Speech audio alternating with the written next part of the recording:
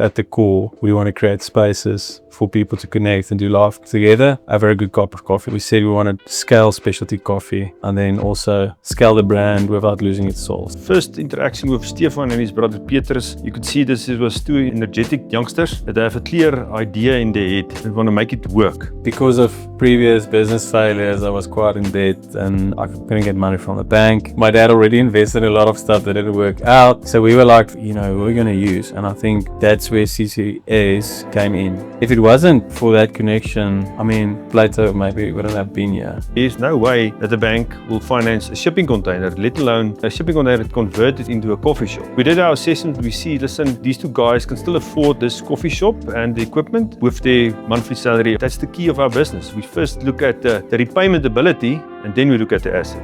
I imagine it was how the banks used to be, where you talk with a human and the guy understands what you were trying to do. I think the approach is very pragmatic in a way. It's very relational because you're talking to a human, you're not talking to some bot or whatever. You're meeting Willie for coffee and you're explaining the process. The first 8 shops was all CCS funded. They played a pivotal part in the whole Platō story. If it wasn't for them, we wouldn't be able to scale to 8 shops and then go from 8 to 140 with franchising.